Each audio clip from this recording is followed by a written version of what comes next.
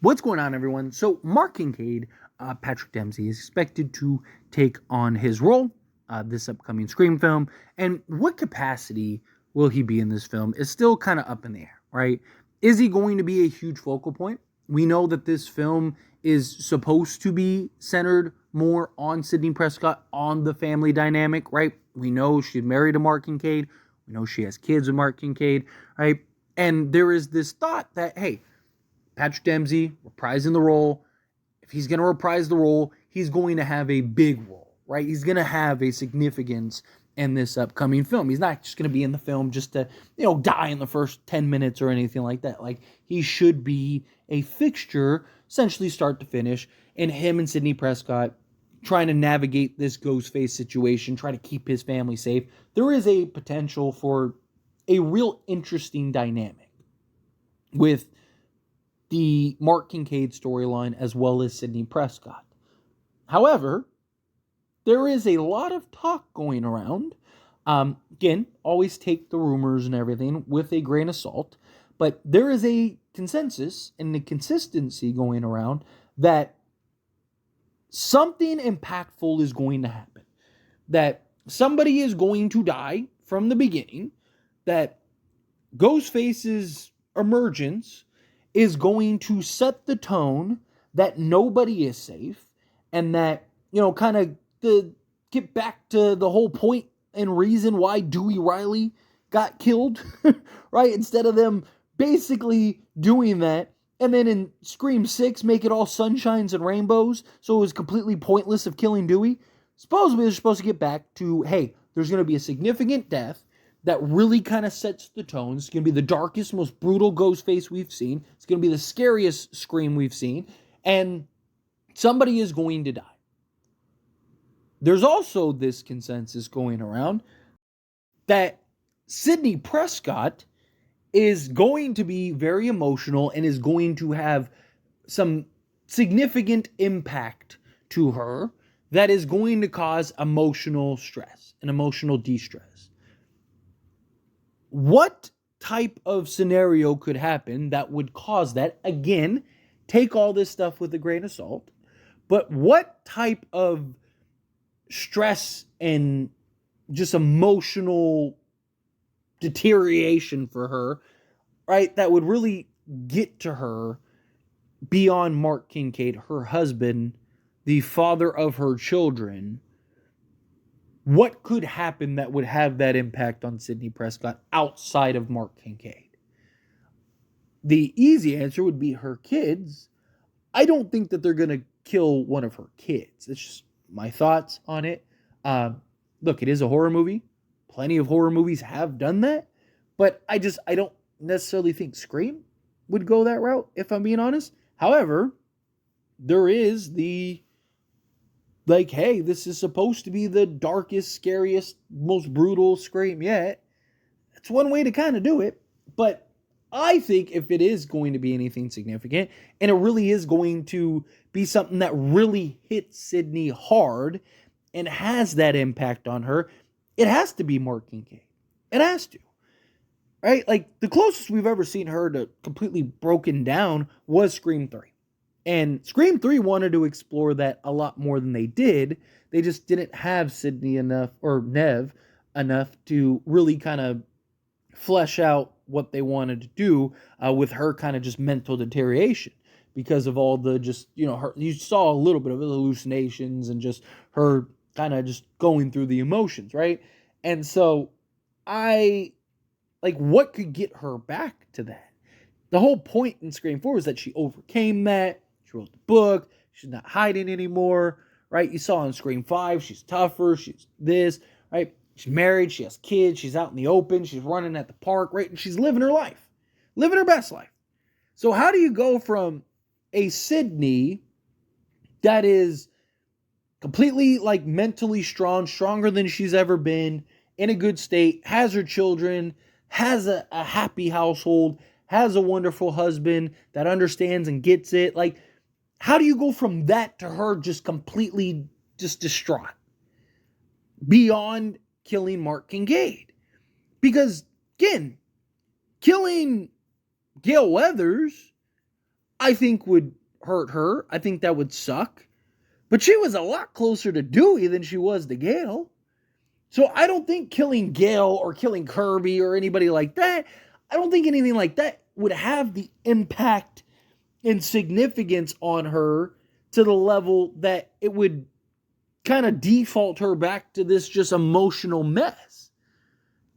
And again, you're talking about somebody that has been essentially the harbinger of death, has lost everyone she's cared about at some point, one way or another, right? Like, and she's overcame that. So, Ghostface coming and attacking her or something like that, like, and everybody lives, like, to me, that's not going to make her emotionally distraught. It's going to make her more motivated to, hey, I got to protect my family and kill this Ghostface. Right? Like, but if you were to kill Gale or you were to kill, any of these other characters, again, I think it would bother her. I think she'd be sad. I think it would be tough. But again, like you saw with Dewey, I think that there would be this added motivation of, I need to kill this Ghostface, right?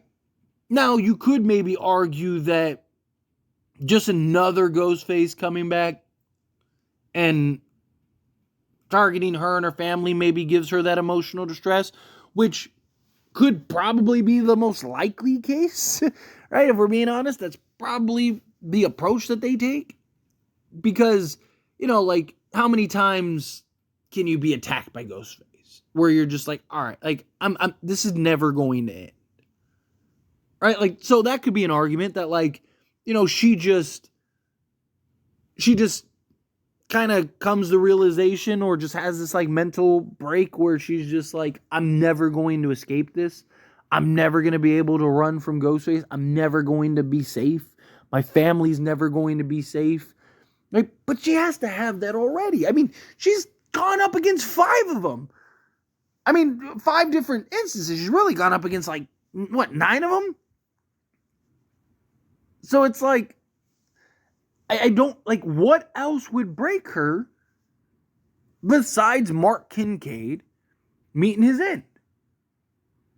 And if he does, he's doing it early on. Maybe he's not the opening scene kill, but, he's got to die early, assuming, again, I just want to clarify and be sure that you guys understand that, assuming that, A, there is that significant death that signals no one's safe and changes kind of, and basically, sets the tone for Scream 7. And B, that this film really does have Sidney Prescott in a real emotional, dire, just mental state, right?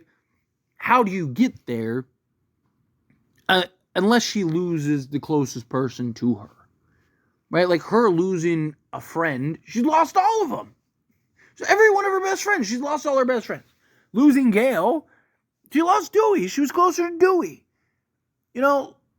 Losing her therapist, like, there's other therapists. Even if she liked her, like, what can happen besides either one of her kids, which, again, I don't think they'd go that route. Maybe I'll touch on that and we'll kind of explore that in its own video. Let me know down in the comments if you'd like me to kind of break that down. The idea of, like, maybe Sidney, one of her kids being attacked. But, I don't see that happening. So I default to it has to be Mark Kincaid. I default to Mark Kincaid. Makes the most sense that he's probably the one that is going to get it. He's probably the one that dies early on. And that sets the tone for the film. Now, like, man, no one's, like, they really brought Patrick Dempsey, but they really brought Mark Kincaid back for, to die in the first 10 minutes. And look, that's something Scream has always done. Divert expectations. All the way back to Drew Barrymore. Drew Barrymore was, everyone thought was the star. Everyone thought was going to be the main girl. She's all over the posters. She's all over the advertisements, everything. Guess what? Dies in the first 10 minutes. So I wouldn't put it past them. If they bring back Patrick Dempsey, bring back Mark Kincaid, only for him to die in the first 10 minutes. But anyway, as always, this is a discussion. Pass the question on you. Let me know your thoughts and opinions down in the comments below. What do you think? How do you feel? What are your thoughts? Do you agree? Do you think, what else would cause Sidney that much distress?